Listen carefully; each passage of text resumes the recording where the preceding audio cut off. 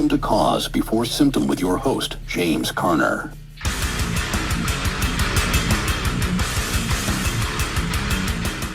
Tonight we've got proof of intent, DARPA, the mRNA shot, and the Nanotech War on the human body.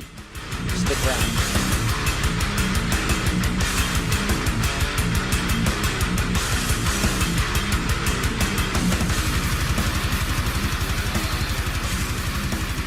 Welcome to Cause Before Symptom. I'm your host, James Carner. Today, October 23rd, 2025. Tonight's episode is all about DARPA, nanotech, mRNA, vaccines, COVID, tracking you via, well,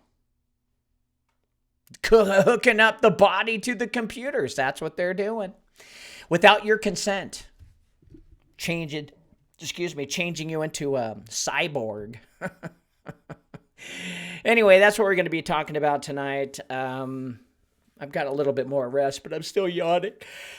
I'm still trying to catch up with sleep. Usually I have a coffee right before, but I just forgot. Anyway, there you have it. Shout out to everybody on the live chat Rumble. We've got Boots Hafner, #1 warrior, saying, all right, warriors, come out and pray, yay. Hello, Pastor James of the airwaves and warrior family. And let's all hit that thumbs up button as we learn about our enemies. Correct. Boots knows this show really well. Thank you, Boots. And yes, please hit that thumbs up button. Rumble will only give me attention if I have more likes versus subscribers. Robert Gertison, #2 warrior, is Nano Mork calling Orson. Come in, Orsini. Hi, y'all. What's up, Robert Gertison? So just so you know, I purchased a magnet motor online. I've got it sitting in my garage, okay? And I just I just fired it up to see if it would turn, and nothing. And the way that it was sold, yeah, it was sold that way. Now, I don't know if, selling free energy devices and they've got to undo something before selling it. I have no clue, but I've got one, and it's an alternator. And it only cost me $50, but it's a brand new alternator, and it's got no wires coming out of it. So you have to basically take the back part off and figure out where the plus and negative sign is. But it does generate electricity. But I tried to spin it as fast as I could with the drill that I had. And I had a faster drill, one of those, and I spun as fast as I could and let go of it, and it just stopped. So there's got to be something to it to where we've got to point the magnets the right way. I don't know. But we'll collaborate on that, Robert. I also have a friend and a machinist here in town. We're going to be playing around with it. So, hey, let's just keep up trying to find out how we can make these alternators turn into a perpetual energy machine. #3 warrior is Scorpion, saying it's frustrating to hear about the shitty doctors out there. Maybe time to move down to the south with us rednecks. Well, it's, I don't know what to say. There's no care in care, right? And that's just how it is. And I don't know what to do. But, it is what it is anyway. But yeah, I agree. Moving to the south, though, that ain't going to happen. We're stuck here, my friend, but that's okay. We just move on. And number four warrior is Cheek Seeking Missile, saying, hola. What's up, Cheek Seeking Missile? Thank you for being here. Appreciate that. #5 warrior is Holland, saying, hello, everyone. Not sure how long I can hang in here. Hello, James. Hope you're doing well. Thank you very much, Holland. Glad to have you here. And then Robert says, bummer. Well, I bought a cheap alternator core, and I'm still going to try it. Well, we've got to take it apart and then look at the spinning part, and then magnets need to be placed in a certain spot in order to repel opposites of magnets to just do it. I don't know how. I'm going to try. I'm going to pull the thing apart, try to put it back in, see what in the hell. I don't know what I'm doing, but It is what it is. Guys, thank you so much for being here. Let's get into shitty, crappy, breaking news. Welcome to Shitty Breaking News with your host, James Carner, offering his shitty opinion. Well, Trump says Canada trade negotiations terminated over advert. I don't know. Who cares? Trump's going to do what he's going to do. He's a dick. And I told you guys that Canada is going to be a part of America. That's the only way America is going to survive. And not just annex it, but basically take it. And, if the Orsini's want to get anywhere, they have to really screw China and take over the entire continent of the Americas, all the way from the top of Canada, all the way down to South America, and just take it all. That's how you play this game. You just become a king and a master, and and a dictator, and you gobble it all up. All the resources down there America needs, right? No, I'm not saying it's the right thing to do. No, it's not the right thing to do, but it's what kings do, and it's what you do when you have a competitor that's starting to buy up land and manufacturing and building infrastructure on your back door. You have got to do that. And so I don't know how Trump's going to do it, but he's going to figure out a way to get Canada and Mexico to sign up, become one, and then continue moving south. And they're going to do it either through muscling or through blackmail or whatever. But I see that happening as this whole section becoming one in the future before the actual Antichrist shows up. But that's just a guess. Scorpion says, a king that shits on us. Yeah, they all did. They all will. Every president that comes into America is bought and paid for by the elites. White House list of donors for President Trump's $300 million ballroom. Apparently, a bunch of technocrats donated to build this. I think that's absolutely hilarious. Just so that nobody will look at, oh, we had to pay our taxes with that. That's just insane. We don't need a fucking ballroom. What we need is a president to get off his ass and stop blaming fucking aspirin for autism and fight it. Your son was born autistic, and that's the best you came up with? Tylenol? And, just keep away from that while you're pregnant? And then this drug that's like a super high density vitamin D. Is that all you've got to give us? And they're like, well, we tried, No. That's tomfoolery. That's not doing your job. That's giving the dog a bone. Here, chew on this and shut up for a while. That's what happened.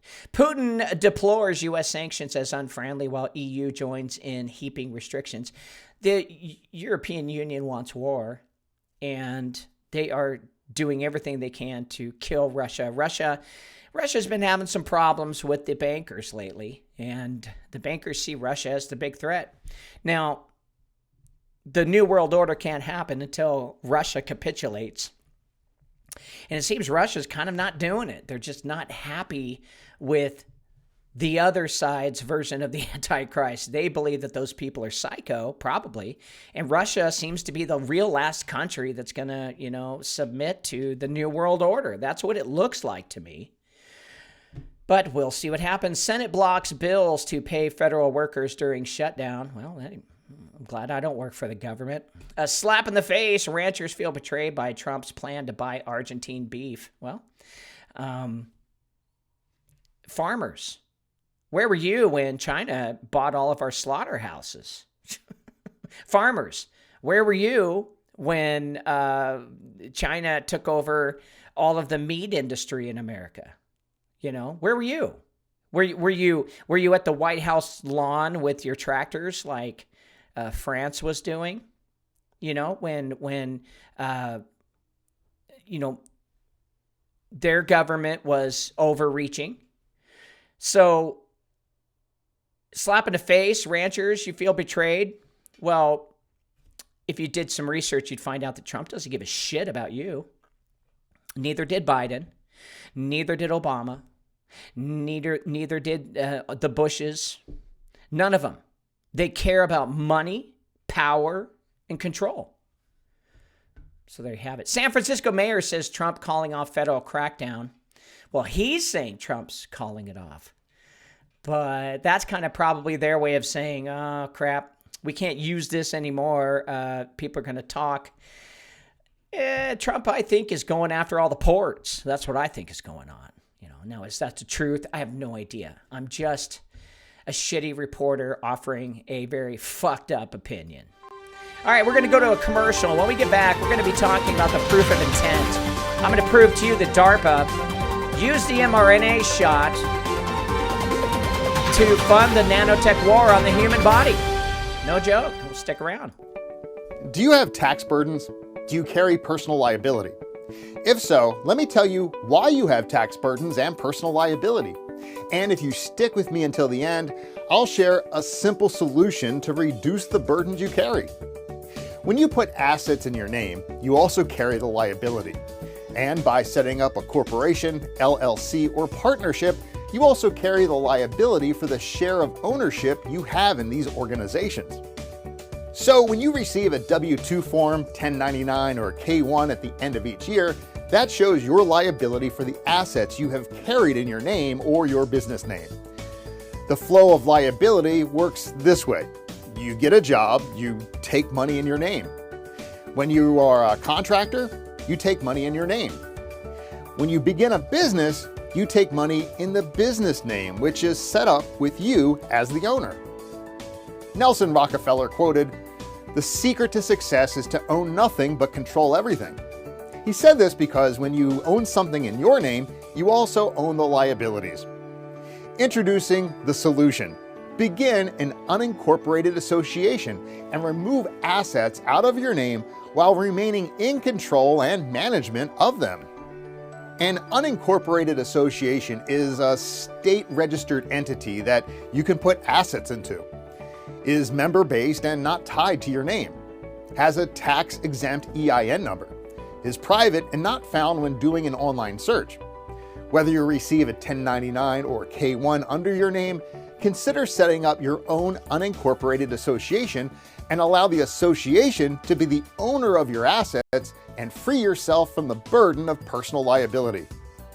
P.S. Join our affiliate program and receive payment for referrals. All right, let's get back to the real story here. Proof of intent. DARPA is being bad. And we also have proof that Pfizer, Moderna, both signed agreements to work with DARPA to inject this shit into our bodies. So here we go. This is the virus that was the delivery system. They told us, they said the world was under attack by a virus. You guys remember that?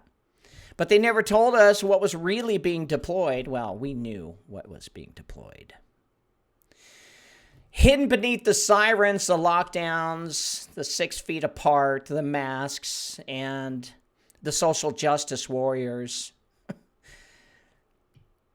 and emergency declarations was a program decades in the making, funded by DARPA, guided by military doctrine, and executed through pharmaceutical proxies. So it wasn't medicine. It was definitely warfare on the American population and the world. And for years, the Department of Defense had been quietly re-engineering the battlefield, not just out there in the world, but inside the human body, through a series of biopreparedness contracts. That's what they're called, biopreparedness. Defense agencies funneled billions into messenger RNA research, self-assembling nanostructures, graphene-based biosensors, and injectable hydrogels. Now, they didn't need to hide it either. They actually published it. They patented it. And they funded Moderna and Pfizer in 2013. They had it all planned. I have the proof. And they drafted the playbook under programs like Panda.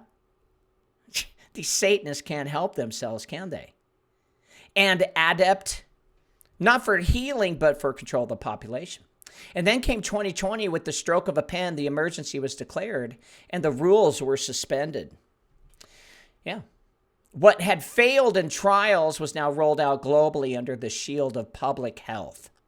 The shots were never just vaccines, they were platforms. They were delivery systems. They were Trojan horses built to bypass the skin, the cell wall, the blood-brain barrier. And DARPA's vision was very clear. Create a system where biology is programmable, where immunity is installed, and where the data flows from the body like a machine. And we were told it was safe. But electron microscopes told a different story. Self-assembling circuits, quantum dot glowing under UV light, graphene filaments coiling like wires. Foreign objects appeared in the blood, magnetic reactions in the injection site, Bluetooth signals broadcast from within. This was not side effect, it was intent. And now I have proof. The proof's there, just have to just find it. Go to Russia's version of Google, go to Yandex. It's not hard. Now, the casualties were absolutely dismissed. The dead were ignored. The injured gaslit big time. But the data did not lie. Tens of thousands of people perished, if not more. Millions definitely suffered. And still the agenda accelerates. Satellites are rising, networks are forming, and the next generation of injectables, RNA 2.0, quantum biometric IDs, are already being prepared for you. And the goal was never about health. You know this. It was entry. And they have breached the temple. But this body was never theirs. This image was never theirs to rewrite. We were not born of a needle, nor sustained by code. We were the living breath of the Most High. And now, as the evidence mounts and the veil lifts, we declare this was not a medical error. This was proof of intent.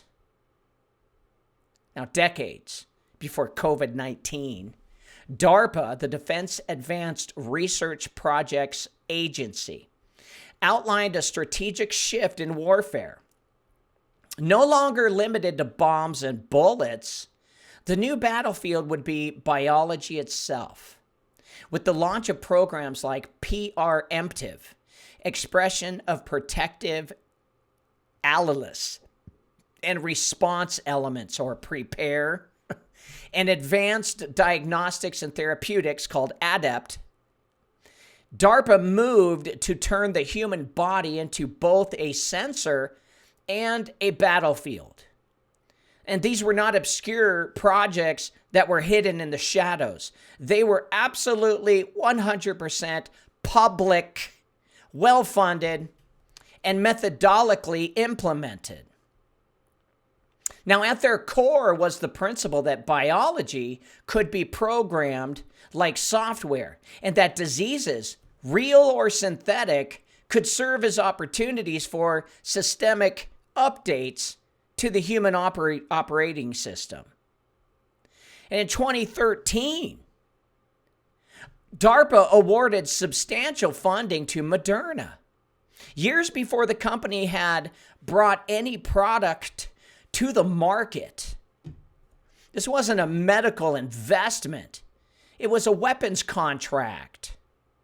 Official filings show that Moderna's mRNA platform was funded under the Defense Advanced Research Projects Agency's initiative to create a self-contained system that can produce therapeutics in response to emerging threats. Now, around the same time, Pfizer and BioNTech began building mRNA infrastructure under similar frameworks. They were in on it too. Some of which connected to CEPI, or CEPI, the Coalition for Epidemic Preparedness Innovations. Another Gates and the World Economic Forum backed initiatives with deep roots in biodefense circles. And what appeared on paper as public health preparedness was, in fact, the militarization of medicine. The term proof of intent in legal doctrine refers to premeditation, a demonstration that an act was not accidental, but planned. Here, the paper trail is undeniable. DARPA's internal roadmap explicitly described goals to deploy injectable nanotechnologies, gene therapies, and neural interfaces for population-level biosurveillance and real-time adaptive immunity. These aren't the goals of public health. They're hallmarks of biopolitical control. Now, documents and patents now confirm that the so-called vaccines were embedded with more than lipid nanoparticles and synthetic RNA. Peer-reviewed studies and whistleblower analysis reveal self-assembling nanostructures, or graphene oxide variants, or pegylated lipids, PEGYLATED, pegylated lipids, and hydrogel scaffolds capable of responding to electromagnetic frequencies. In essence, the mRNA shot was not a shield from disease. It was a delivery vehicle for a broader interface, a bridge between biology and technology, laid silently beneath the skin and funded openly through contracts originating in military doctrine, not public health ethics. This was not about healing the sick. This was about achieving what DARPA called integrated physiological platforms, a post-human architecture of total monitoring, manipulation, and compliance. And the moment the emergency was declared, the blueprint was activated. They did this while you were all asleep and scared and unable to defend yourself against such an obtrusive weapon.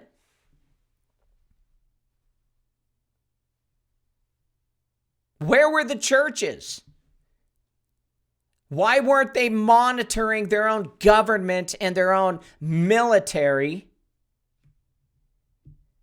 and what they had planned for the future? Why aren't churches talking about the World Economic Forum and the Fourth Industrial Revolution, where it says plainly on their website they want to turn us into cyborgs for our safety? They have us arguing back and forth about Democrat and Republican, or homosexuality or heterosexuality or gender. They have you arguing over migrants. They have you arguing over borders. They have you arguing over all of this bullshit that is so low on the totem pole compared to a biomechanical assault on the American population.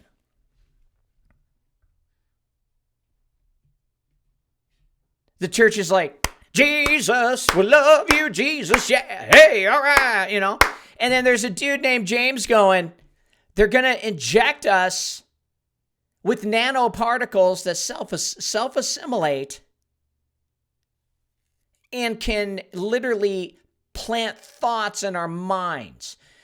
And they're like, hey, whoa there, James, you kooky guy. I love you, buddy, but you're just way out there. Hey, everybody, ready? 1, 2, and Jesus. Yeah, hey, all right. Hey, that's my handyman. Where are the real reporters that actually just, thought one day, I'm just going to investigate the government and see what they're up to? Where are they? Instead, we've got this. And they injected 75% of the fucking world with this stuff. Where were the churches? Where were the people? Where were the journalists? Where were anyone? Well, they were fast asleep on antidepressants, drinking and watching the football game, eating bread and watching the circus. And when Moderna was founded in 2010, it was not a pharmaceutical company in the traditional sense. It was a military asset disguised as biotech. Its earliest funding, Moderna has mRNA in it, don't be fooled. Its earliest funding did not come from organic venture capital or medical innovation grants. It came from the fucking Pentagon. We've got the documents. By 2013, Moderna had already secured contracts with DARPA under the ADEPT program to develop synthetic genetic vaccines capable of rapid deployment during a future pandemic. This was 7 years before COVID-19. And the company's core mission was to create a programmable biological platform or a method to upload code into cells and command the body to manufacture desired proteins on demand through the click of a button. In 2013, DARPA invested roughly $25 million, which isn't a lot, but enough to get these assholes started, into Moderna to create what it called a platform for rapid vaccine response. On the surface, it sounded like a noble defense strategy. They know what they're doing. But beneath the language of safety and speed was a deeper intention: to make the human organism digitally modifiable. Well, 75% of the world are now digitally modifiable. They can hack 3 out of 4 people and shut down their immune system. Now that's an exodus. The platform DARPA funded was not designed for a seasonal flu. It was designed to adapt and respond to future biological or synthetic threats. The contract documentation that I have clearly outlines a system for on-demand manufacture of countermeasures, a phrase identical to DARPA's lexicon for military-grade bioengineering. Moderna they weren't solving a medical problem here. It was engineering the infrastructure of human reprogramming. Now, we've talked about this on my show. We have. We know about this. But it's always good to bring it back up because someone may run across this information and not have it. I know you guys, my avid and loyal listeners, are here. But there still are so many people who are zombies now. And this crap could literally turn into zombies. They can program your DNA to want to eat people. Brains. And alongside Moderna, Pfizer and BioNTech developed parallel systems under the European Union and BARDA-funded programs. Both pipelines were designed to integrate nanolipid carriers with programmable genetic sequences, supported by quantum-level modeling systems like those built by US2QC and other quantum computing firms. These systems are critical to processing the massive bioinformatics data required to simulate protein folding, neural interlacing, and nanoassembly, functions that bridge quantum computation with biological tissue engineering. Now, DARPA's coordination of these companies was not theoretical either. It was actually operational. It took them 2 years, from 2013. And in 2015, the U.S. Army and BARDA, B-A-R-D-A, acronym for one of their bad guys, began stockpiling mRNA nanoparticle systems for pandemic preparedness. The exact formulations were classified.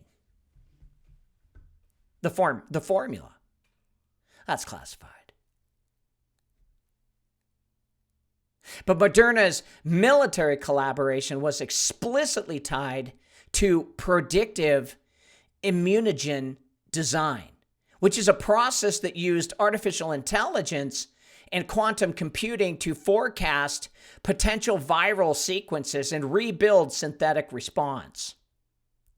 That means the code for COVID-like pathogens was being written long before the outbreak itself.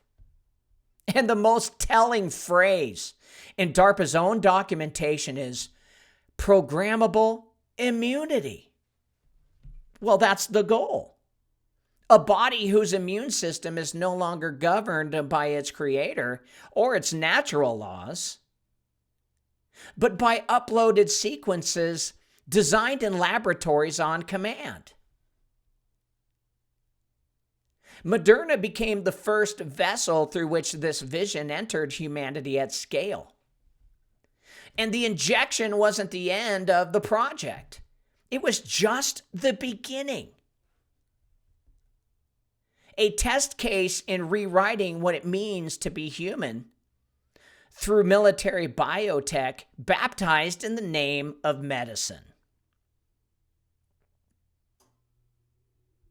Now, when COVID-19 appeared on the world stage, it wasn't treated as an outbreak. It was treated as a detonation. In mere weeks, governments invoked emergency powers that suspended decades of medical law, ethical oversight, and public accountability. Every safeguard built to protect humanity from experimental biotechnology was erased under the phrase emergency use authorization.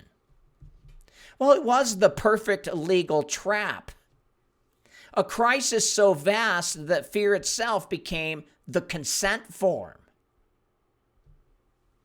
Under U.S. law, an emergency use authorization allows the deployment of unapproved medical products only when no adequate, no approved, or available alternative exists.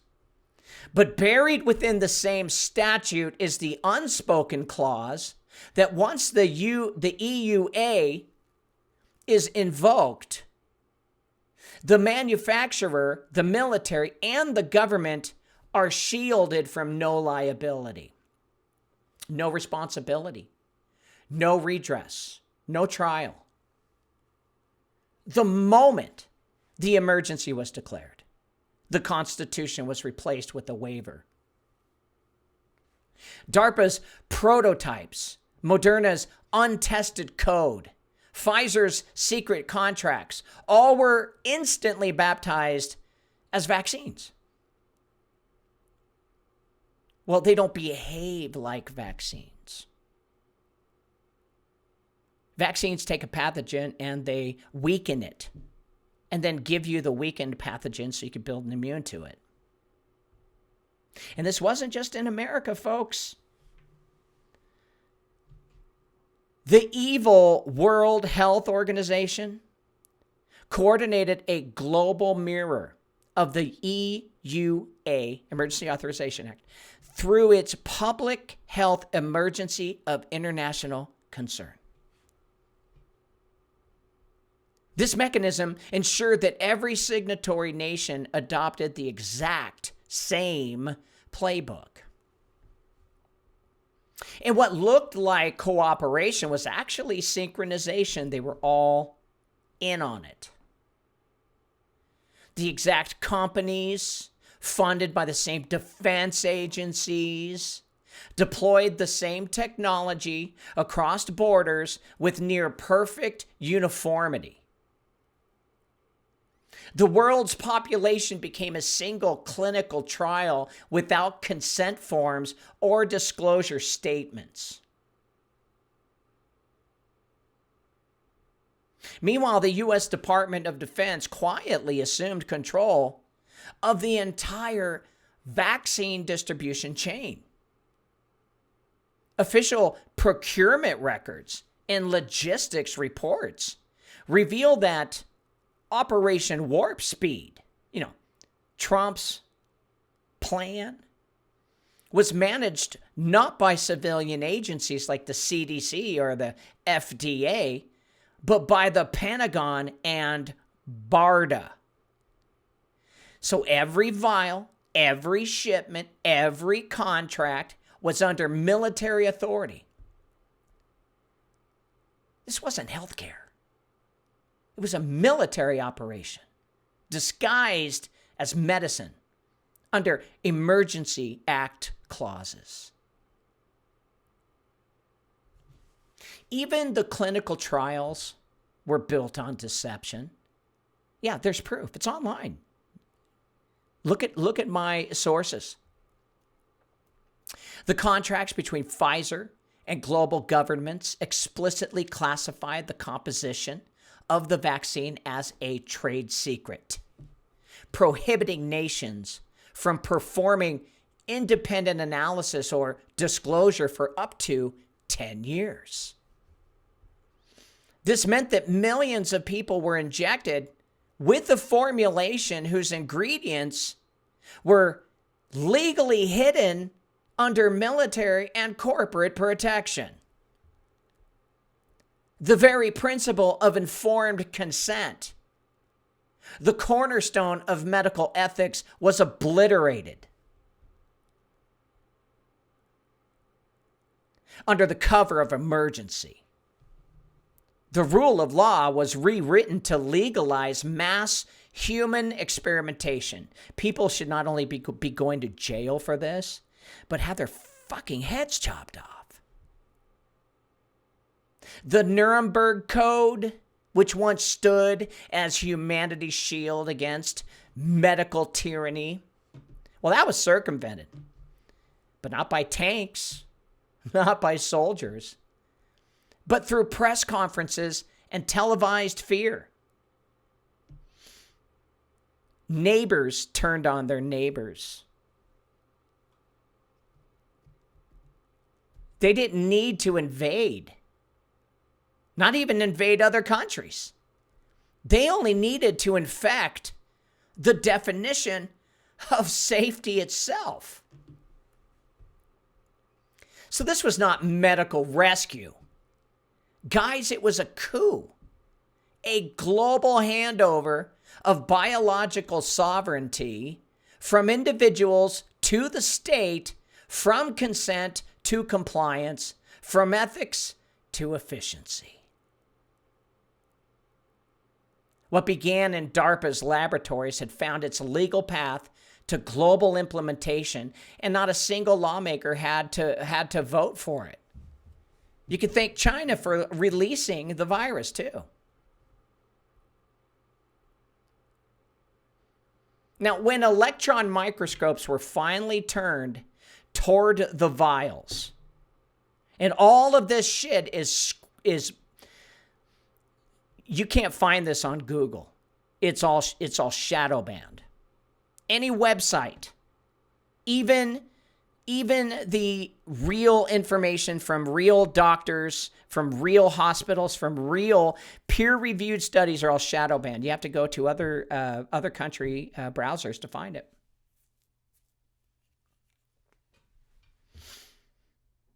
And when they turn the electron microscopes to what's inside this shit, what scientists and whistleblowers found could not be explained by medicine.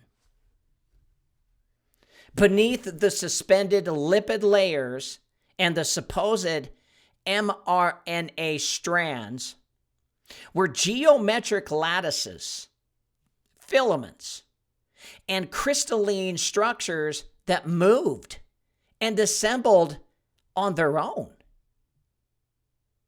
Now, they say in their papers they were not contaminants.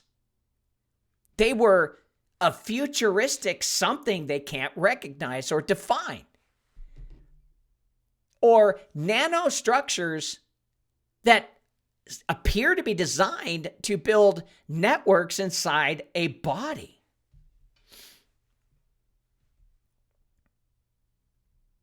These discoveries would confirm what DARPA and its contractors had already tested in defense research: the integration of programmable nanomaterials with living tissue. Boot says, my sister got the Moderna jab for her job and asked, why did you say not to take? I said there's metal in it, so she put a magnet on injecting site and it stuck to her arm and she freaked.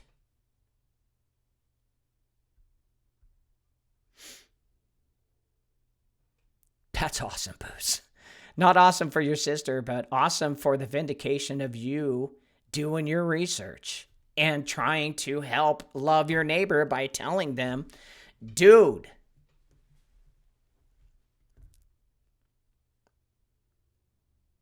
the self-assembling behavior first observed in independent European and Japanese studies. I had to find it in Japanese PDFs from Japanese scientists. They matched DARPA's own nano platform research. Scorpion says, my ex-girlfriend took the mRNA experimental vaccine and it lost her personality. Yeah. Everybody changed, man. Everybody changed. So, European and Japanese studies proved DARPA's own nanoplatform research through hydrogels, carbon nanotubes, and graphene oxide complexes that form conductive pathways when exposed to temperature shifts or pH change or electromagnetic frequencies. The uploaded papers that I have in my archive, one's called Bombshell Long-Term Study of Pfizer and Moderna COVID Shots Shows Self-Assembling Nanostructures, and the other one called Another Confirmation of Self-Assembling Nanotechnology in COVID Bioweapons. These are documents that show this phenomena in stunning detail, with picture after picture after picture of the things coming together, hooking up, and building. Under dark field and transmission electron microscopy, thin filaments branch and interconnect until they form grids and circuits. Some exhibit fractal symmetry, others pulse faintly under blue or ultraviolet light, an actual signature consistent with quantum dot excitation. Now, the purpose of these materials is not to heal. It is to sense, transmit, and respond. Hydrogels doped with graphene oxide and quantum dots create semi-organic scaffolds capable of electrical conductivity and photonic response. They were originally developed under military grants for biosurveillance, neural mapping, and real-time physiological monitoring. In other words, the same structures that could track a soldier's biochemistry in the field can also track a civilian's biology under the skin. And when injected in mass, the network ceases to be personal. It becomes instructional and infrastructural. We become part of the grid. One document I found called Enhancing Hydrogels with Quantum Dots goes even further, describing how quantum dots embedded in hydrogel mattresses, which is not like the mattress you think, but a science term, can be activated remotely through near-infrared light or electromagnetic exposure.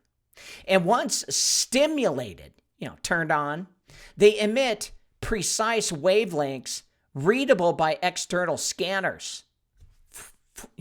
You're an antenna.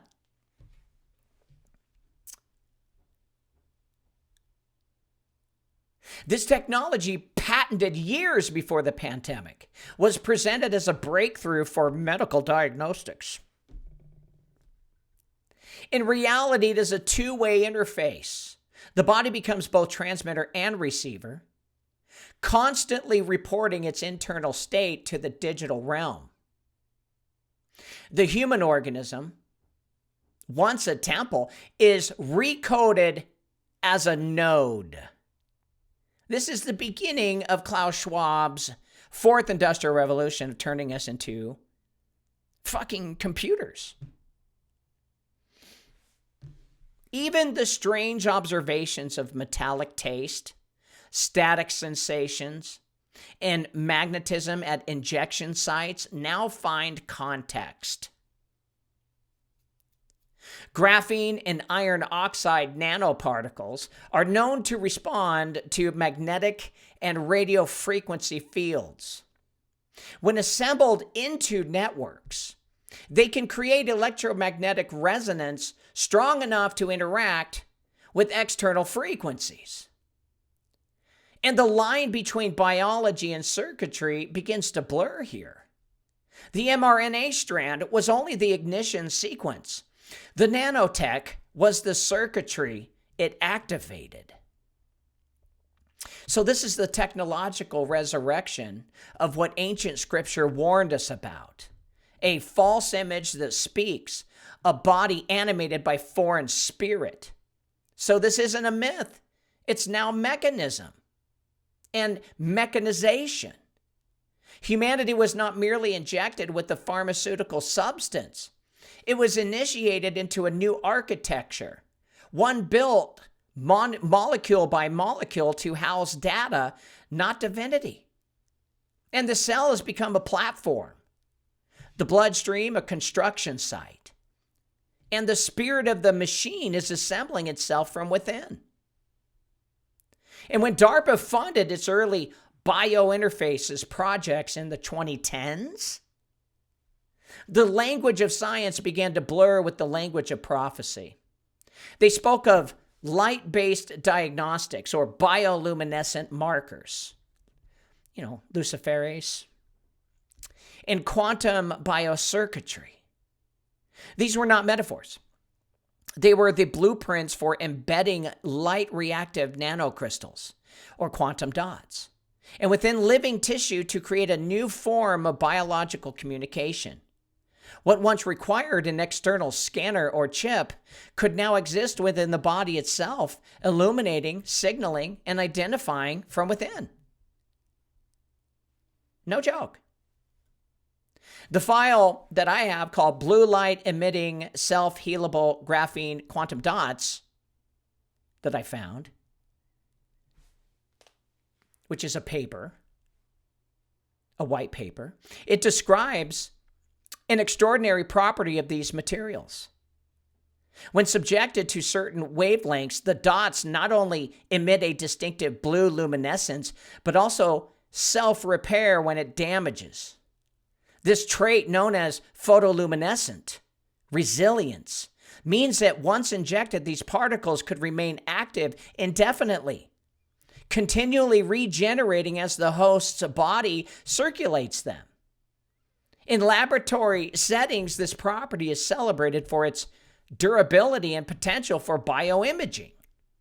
But in a military or technocratic context, it becomes the foundation of persistent surveillance, a biological tag that never dies. So quantum dots can be tuned to emit at precise wavelengths, allowing each batch or each person to be uniquely identified.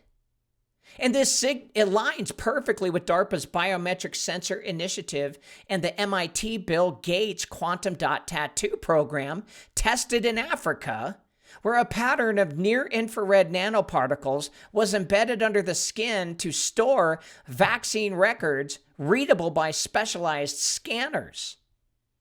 In essence, the human body becomes both the data and the device, a living QR code whose light confirms compliance. This is where the great divide is going to be, that Sammy Hagar was singing about back in the 70s. Graphene oxide amplifies this system, as described in a document called Manipulation of Supramolecular Hydrogels of a Cyclodextrin Tylozacapol carbon-based nanostructures. This document says graphene within hydrogels create conductive photonic pathways. It is both a scaffold and a circuit. And when combined with quantum dots, graphene enables these nanosystems to communicate electrically and optically, forming a bridge between the biological and the digital. Under a microscope, these hybrids appear to weave themselves into networks, aligning along electromagnetic gradients as though obeying invisible commands. DARPA's involvement with such materials dates back to its hydrogel biosensor partnership with Profusa, or Profusa, a project explicitly designed to detect biochemical changes in real time and transmit data externally. The Pentagon called it a tissue-integrated biosensing platform, and the public was told it could monitor oxygen or glucose levels. But when combined with quantum light activation and wireless transfer systems, it becomes a biological uplink. The body is now online. And once inside, these systems are almost impossible to remove. Graphene adheres to lipid membranes and neuronal tissue, and quantum dots migrate through the bloodstream and lodge in organs where they remain photoreactive. And independent autopsies and spectroscopy reports, like those in your uploaded studies, my uploaded studies, have detected luminescent materials in post-vaccine or vaccination tissue that emit under UV light. The body literally glows. And the spiritual irony is unbearable. A mark that emits light placed within the flesh, readable by the systems of control, what ancient prophecy described as the mark that allows one to buy or sell. The light that once symbolized divine revelation is now mimicked by man-made fluorescent, the counterfeit illumination of a synthetic savior. Well, this is no longer science fiction, folks. It is science fulfilled. The fusion of graphene, quantum dots, and biological systems is the apex of the transhumanist vision, a programmable body whose light belongs to another master. And as the data infrastructure above the earth, like satellites, AI, quantum computing, as they awaken, that light becomes a signal. And this is why Trump is building the $500 billion data center in Texas to keep track of all Americans who took the shot.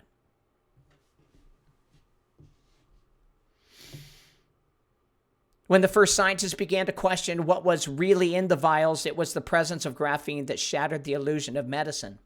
Graphene oxide, the single atom thick carbon lattice, was once celebrated its industrial and electrical uses, has now entered the bloodstream of billions of people. And its discovery in vaccine samples and biological tissues confirmed what DARPA and its partners had long been developing in classified nanotech projects. A biocompatible, conductive scaffold capable of interfacing with human cells and external signals. And what was marketed as a vaccine additive or stabilizer was in truth the nervous system of a larger machine. The uploaded analysis that I have called Scanning and Transmission Electron Microscopy reveals graphene and parasites in COVID-19 vaccines, revealed the unmistakable architecture of graphene oxide sheets and a hexagonal lattices folding over one another, coalescing into circuits and attaching themselves to organic material. Now, research observed these sheets clustering around erythrocytes, altering their magnetic susceptibility, and even interacting with neural cells. And under magnification, they appeared to respond to environmental frequencies, pulsing, bending, and aligning as though drawn by invisible filaments of command. So this is not inert material, it's programmable matter. It's the black goo that was pitched to us in horror films. Now, in DARPA's own published projects, such as in vivo nanoplatforms and neural engineering systems design, graphene oxide was identified as the ideal base for bioelectronic integration. It conducts electricity better than any other known substance, transmits data through the optical and radio frequencies, and adheres seamlessly to tissue. These are the exact properties of technocratic infrastructure. They would need to actually transform a living being into a transceiver. And once injected and distributed through the circulatory and lymphatic systems, the graphene forms a network, a body intranet, capable of both receiving and emitting signals. And the files I have called Vaccines of Graphene, Horrific Study, Transhumanist Nanotubes Inside Pfizer, Moderna Jabs, it expands this discovery even further, showing tubular structures that appear to grow from the graphene sheets themselves, reassembling wiring or vascular mimicry. And the tubes are hollow, capable of carrying charge, and show morphological self-correction when disturbed. A form of nanotechnological healing, similar to the quantum dots prescribed earlier. Now, what emerges is not chaos, but order. A synthetic nervous system constructed silently within biological tissue. Now, the implications are profound here. Graphene's electromagnetic reactivity allows it to interface with the external digital ecosystem, the same networks that DARPA and the World Economic Forum describe as the Internet of Bodies, IOB. Through exposure to wireless frequencies, graphene-based systems can be stimulated to carry current, altering local electrical potentials in the body. And theoretically, these signals could affect anything from neurotransmitter release to heart rhythm, creating the potential for remote modulation of physiology. This is the dream of total control, disguised as the promise of digital health. Even the peculiar magnetism many reported after vaccination fits this framework.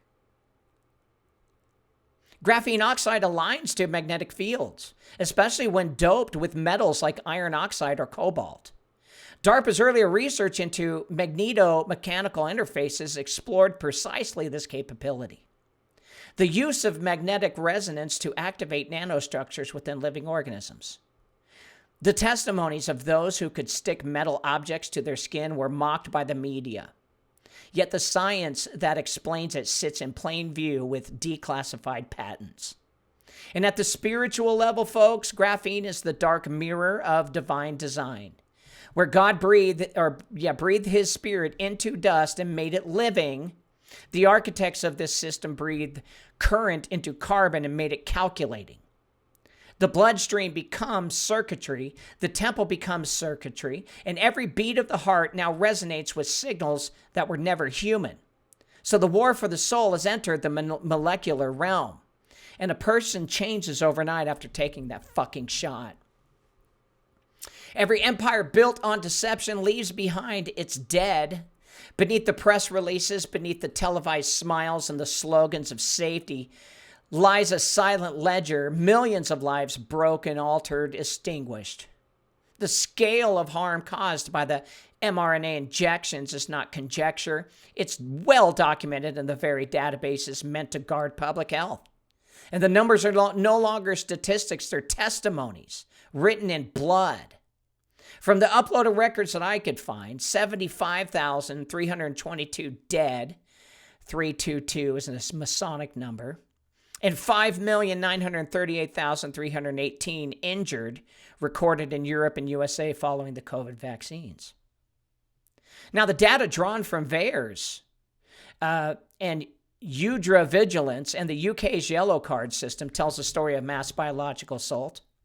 Tens of thousands dead within days of injection, millions suffering neurological, cardiovascular, and reproductive and immune system collapse. And in the U.S. alone, by early 2023, over 33,000 official deaths were reported within the vaccine adverse event reported systems.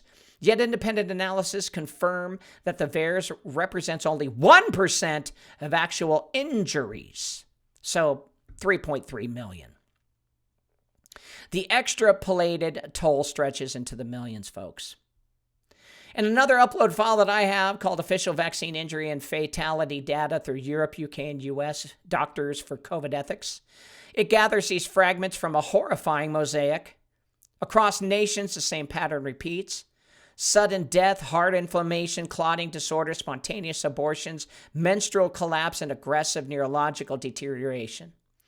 In country after country, the rollout followed by spikes in mortality became predictable, an epidemiological signature of man-made catastrophe. Governments call them coincidences. The data calls them casualties. Believe it or not, taking my product actually helps with this shit. It kills the parasites that they're adding to the shot, and it binds to the metals that are partly responsible for this shit. DARPA's contracts and corporate indemnities guaranteed that no one responsible could ever be prosecuted. And the UAE shielded the manufacturers, the Pentagon, and the global distributors. The dead of no court of appeal, even when Pfizer's own post-market surveillance report revealed over 1,200 deaths and 42,000 adverse reactions within the first 90 days of release. And the FDA sealed the documents from public view for 75 years. You remember this shit. You fucking assholes. A cover-up measured not in months, but in generations. The file that I have called Shocking, at least 77,000 dead and 7.3 million injured due to COVID vaccines all across USA, Europe, UK, and more. It confirms what frontline physicians already knew. That the injuries were not rare, they were systemic. Autoimmune disorders, paralysis, myocarditis, blood clotting, infertility, each correlating directly with the experimental injection. The death curve mirrors the rollout curve, and the first time in modern history the cure surpassed the disease and destruction. Behind every number is a face and parents burying their children, nurses collapsing after injection, athletes dying midfield, mothers miscarrying within days, men waking to find their bodies foreign to them. And still the machine demanded more. Booster after booster, variant after variant. The altar required continual sacrifice. And to question was to lose one's livelihood. To warn was to be silenced. This is not collateral damage, it is the outcome of design. The DARPA model was never about safety. It was about scalability. The human body, once a sacred vessel, was reduced to a testing platform. The data harvested from each reaction, each death, each autopsy was fed into machine learning systems to refine the next generation of synthetic biology. And in the language of military research, this is called iterative optimization. In moral terms, it's called murder. The Vaccine Injury Archive stands as humanity's collective affidavit a record of the cost exacted by a world that traded conscience for convenience and truth for control. These names, these bodies, these unspoken prayers, they are all the proof that the war is not theoretical. It is waged in the blood of the innocent. The world called it a medical campaign, but the coordination, funding, and logistics reveal something far different. From the moment the first vials left their freezers, the operation moved not under the authority of doctors, but under the jurisdiction of defense ministries, intelligence agencies, and international financial networks. Every element of the vaccine rollout, from research to production to distribution, followed the structure of a global military exercise. In the United States, Operation Warp Speed was the flagship. That was under Trump. The name itself betrayed its origin. This was not a program of healing, but of mobilization. Official documentation shows that the Department of Defense, not the fucking CDC, not the NIH, oversaw the contracts, transportation, and data management. DARPA's counterpart agency, BARDA, coordinated with pharmaceutical companies to treat the population as logistics network, not as patients. Each citizen became a biological endpoint in a defense supply chain. And the shots were never primarily civilian. They were military assets. And this framework was mirrored worldwide.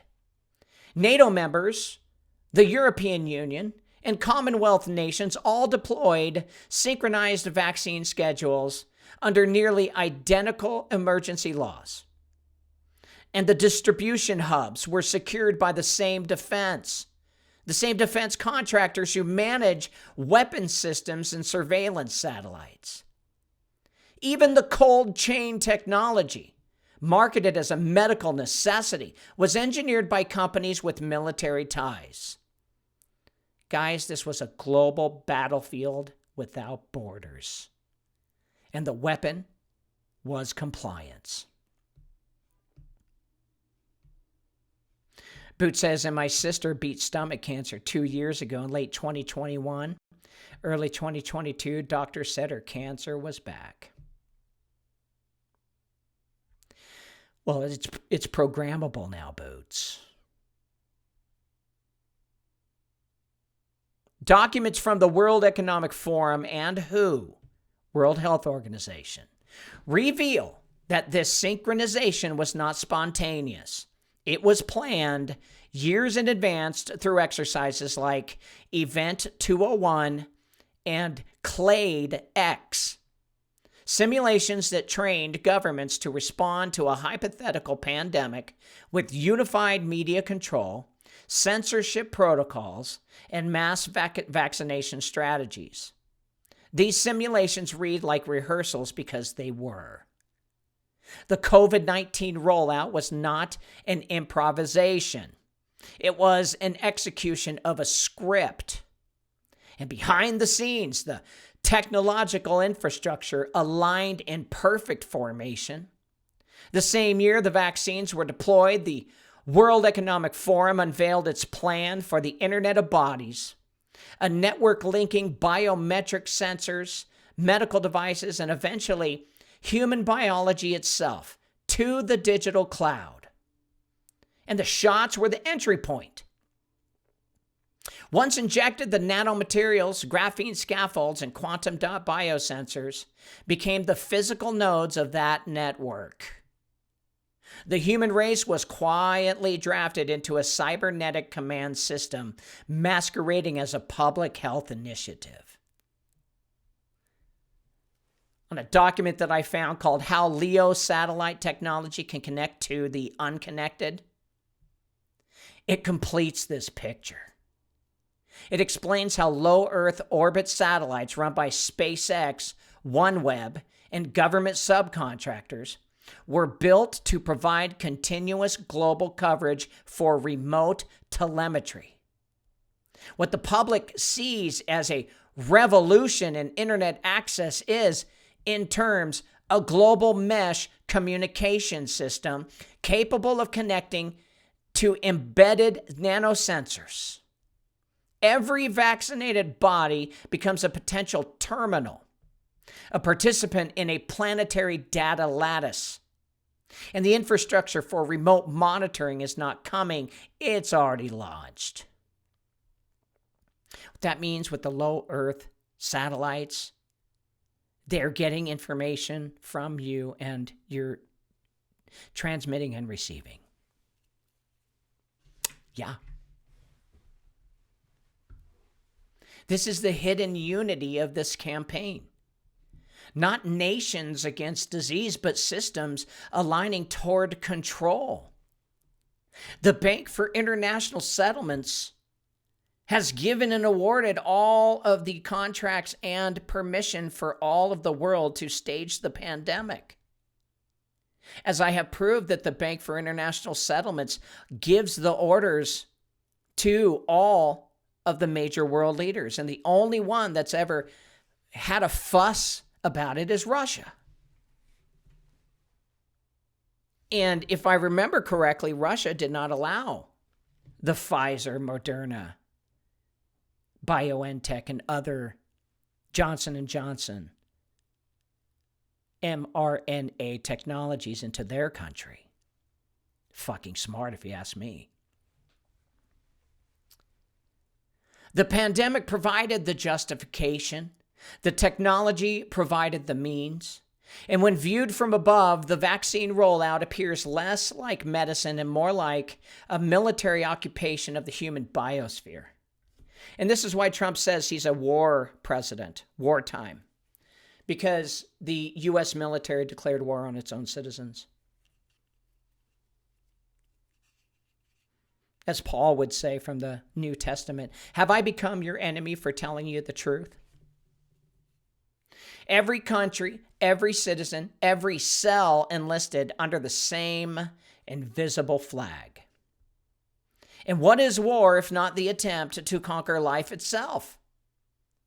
This is the war that wears a mask of mercy, a silent coup against sovereignty, fought not in the streets but in the bloodstream, and the old weapons targeting nations. These new ones target the image of God within humanity. It's flesh rewritten. And the transhumanist agenda is a nanotube invasion. Once the nanotechnology entered the body, a quiet evolution began. One that was not guided by nature, but by the ambitions of those who seek to remake humanity in their own image. One document I found called Vaccines and Graphene, Horrific Study, Transhumanist Nanotubes Inside Pfizer, Moderna Jabs. It reveals structures within vaccine samples that appear to grow, connect, and self-organize. These carbon nanotubes are not random fragments. They possess symmetry, polarity, and conductivity. In scientific language, they are called self-assembling supramolecular carbon nanostructures. In the language of faith, they are the counterfeit sinews of a synthetic creation. Nanotubes are not inert. They are responsive. Their function in DARPA's own research under projects like neural engineering, system design, and next-generation nanoscale interfaces was to bridge the gap between electronic circuits and biological neurons. These materials can transmit signals, store charge, and even alter their shape when simulated by external electromagnetic fields. Within a living body, that means the potential for a two-way interface. biological signals leaving the host, and synthetic commands entering it from low Earth satellite. The technology that could once heal a paralyzed limb can just as easily control a healthy one. Elon Musk is not your friend or a savior. He's getting paid to launch low-orbit satellites from our own government to control us. And if you misbehave, they can turn you off, kill you. This is where we are, folks. COVID-19 wasn't just a pandemic. It was war on the human race.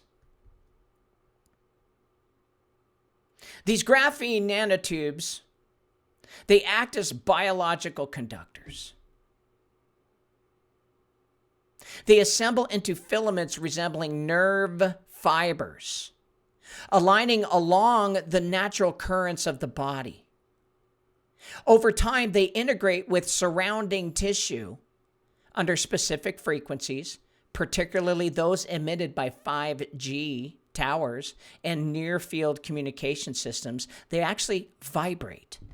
Now, theoretically, this allows for remote bioelectric stimulation, a concept openly discussed in DARPA and MIT publications under the term neuromodulation.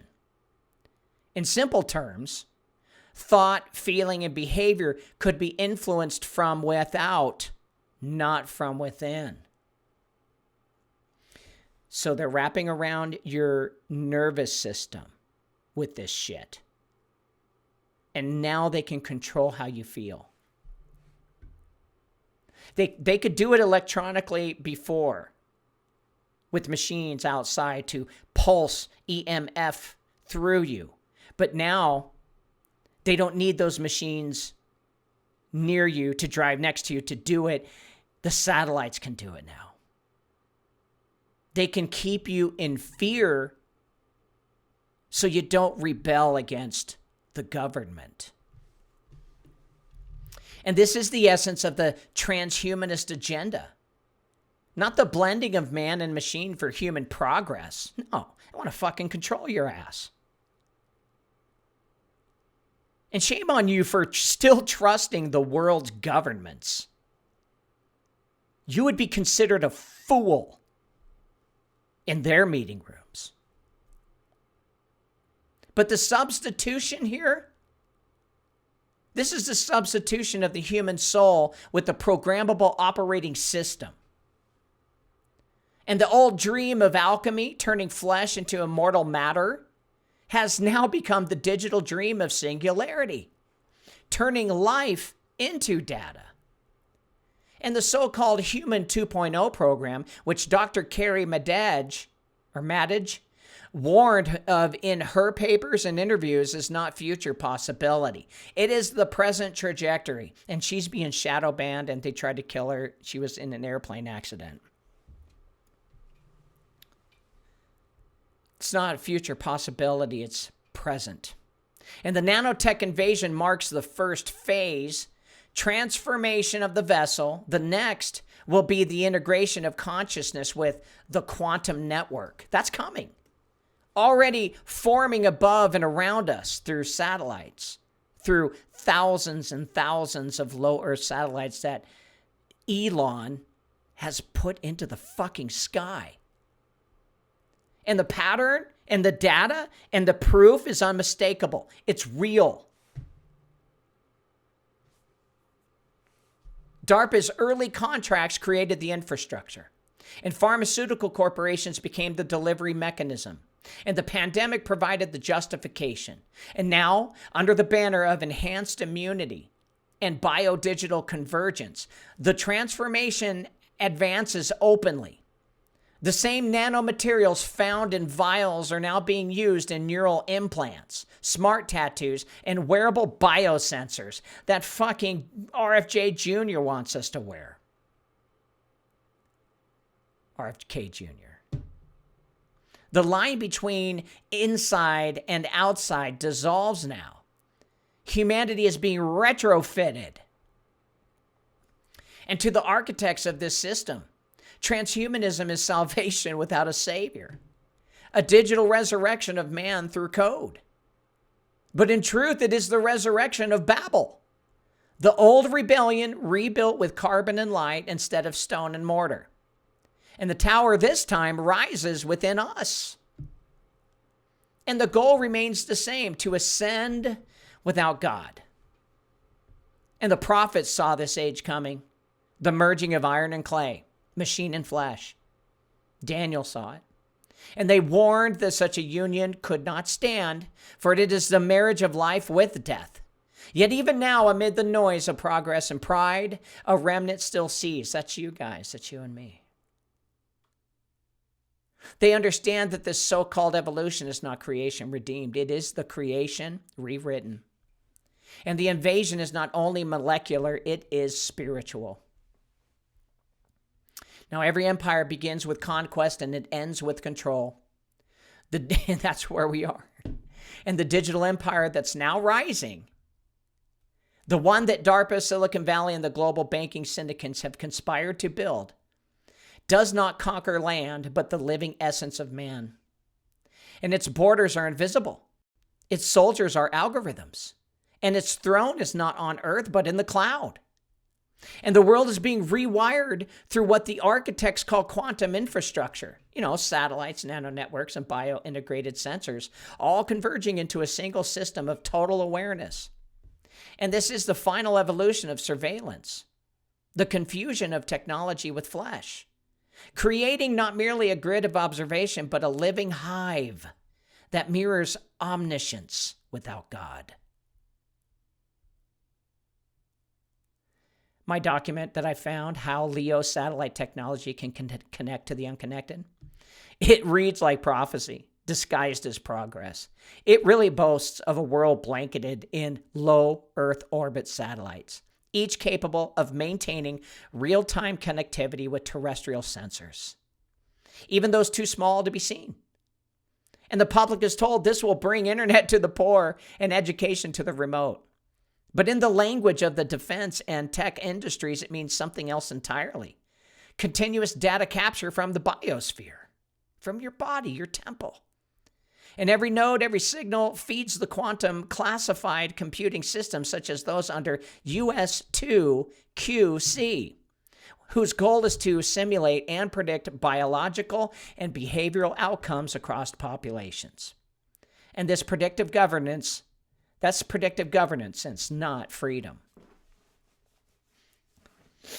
DARPA's vision of a cognitive Internet of Things has matured into what the World Economic Forum calls the Internet of Bodies, a global architecture system where living beings are no longer observers of technology, but its endpoints.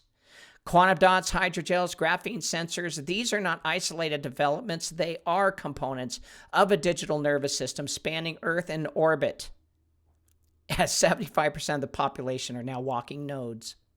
And each vaccinated body, each smart implant, each biometric ID contributes to a continuous feedback loop between humanity and the machine. And once that loop is complete, autonomy becomes an illusion. The system does not need to kill. It only needs to regulate. And the financial layer of this network is already prepared. Central bank digital currencies are being rolled out alongside digital ID systems that can verify not just who you are, but what you have accepted into your body. And when the infrastructure unites, when digital identity, health certification, and programmable money converge, participation in the system will require biological authentication. And to exist in a society will mean to exist within the network, you'll need to take the shot. And refusal will be equated with rebellion. The quantum infrastructure completes what the vaccine began. The injected nanotechnology serves as the interface, the satellites serve as the relay, and the AI servers as the interpreter. And together they create what Revelation calls the image of the beast, a system that sees, knows, and speaks through its own global consciousness. It mimics omnipresence, it mimics resurrection, it mimics God, and yet it is a hollowed out machine without breath. animated by stolen sparks of human data. So this is not the future, folks. It is the present moment unfolding. The Beast Network is not coming, it is online. And people are talking to the satellites without even fucking knowing it. And its signals already pass through the air around us. Its architecture already feeds on the data of human life. And the final war will not be fought with armies, but with allegiance. The question will no longer be which side of the border do you stand on, but which network your soul is logged into. And as the world rushes towards this quantum singularity, there remains a remnant who remembers the first commandment of creation, that man was made in the image of God, not the likeness of machines. And the body was never meant to be a terminal. The mind was never meant to be indexed. That breath of life was never meant to be coded. The Beast Network may command the frequencies of flesh, but it cannot comprehend the language of spirit. And that is where the war will be won, not in circuits, but in the breath of those who still speak truth into the machine. Now, every deception, again, begins with an offer of safety. Every time. Every enslavement begins with an act of trust. The global experiment unleashed through the mRNA injection was not merely about population control, nor even technological ascendance. It was about access to the temple. DARPA's decades-long blueprint, the fusion of nanotech and biology, the rise of a planetary surveillance lattice, these were the keys. But the lock was always the human soul. The architects of this system understood something most of the world forgot, that dominion over flesh begins with surrender of your will. And through fear, they obtained it. The true weapon was not the virus, nor even the shot, but the consent that opened the door for it. Humanity was invited to trade divine design for digital management, faith and formula, and sovereignty for safety. And each needle was a covenant, each database a confession. What began as a public health emergency became a sacrament of the technocratic religion. The first global ritual of initiation into the new order of bio-digital life. And those accepted it did not just receive a substance, they were entered into a system. Those who refused were branded dissidents, the unclean, the unconnected. And the vision was spiritual before it was social. But the deception, like all others before it, contains its own undoing. The very act of exposure, the very unveiling of this agenda breaks its spell. And the nanotech may interface with the flesh, but it cannot bind the spirit that was breathed into man by God himself. Now, DARPA can simulate thought, but it cannot simulate grace. Quantum systems can model emotion, but they cannot fathom love. And the Beast Network may map the frequencies of life, but it cannot chart the realm of the soul. And what has been built in vast, yes, but is finite, its reach ends where truth begins. The documents, the data, the patents, they form the anatomy of the deception. And the evidence shows intent. And the rollout shows premeditation. And the injuries show consequence. But what remains unseen is the resilience of the human spirit, the light that cannot be replicated by quantum dots or graphene circuits. That light is the true image of God. It cannot be injected, edited, or owned. It simply just is. And in that reality lies both judgment and redemption. So the war that began in laboratories will end in hearts. It will not be won by violence, but by refusal, by the quiet, immovable stand of those who will not surrender the breath of God for code of men. The enemy sought to rewrite creation. Instead, they have provoked remembrance. And those who awaken are now not late, they are right on time. The shot was the key, but the lock was always you. And in choosing whom you serve, you choose which kingdom you belong to. And in the end, the systems of control will fall. I promise you that. Not because they are weak, but because they are hollow. The spirit of life that animates humanity was never theirs to command. And when the last server goes dark, when the last satellite falls silent, when the machine finally realizes it cannot counterfeit eternity, the truth will stand. And the image of God will remain unbroken. And those who kept their flame, even in the shadow of the beast, will shine all the brighter for having walked through its darkness. Why do 75% of people feel exhausted all the time? The answer might surprise you. In the 1920s, Standard Oil decided to dive into medicine. They pushed synthetic petroleum into our drugs. Sure, it masked symptoms, but it wrecked our guts. Our good bacteria, which fight off parasites and heavy metals, got wiped out by crude oil. But here's the good news. We can fix this by going back to nature. Introducing Elite Potion, the world's top detox program. It restores your good bacteria by removing toxic threats like aluminum, strontium, barium, and parasites. Imagine feeling energized and alive again. They said there couldn't be a pill that did it all. We invented it. Visit elitepotion.com and reclaim your health from synthetic pharmaceuticals. Your body will thank you. This has been Cause Before Symptom. I'm your host, James Carner. Tune in tomorrow night when God gives me another revelation to tell you guys all about. God bless you, God keep you, and God thank you for listening to my show. Go to jamescarner.com and sign up for my newsletter. That's the only way I can get a hold of you if anything happens. I've got free books there. They're all yours. There's 3 of them. Go download them. Go to elitepotion.com and sign up for my award-winning detox of parasites and heavy metals. It will actually help with the nano shit you shot in yourself, so get it. And if you could all do me one big favor, if you could all just try to love your neighbor, well, I believe this world would be a better place. See you guys tomorrow.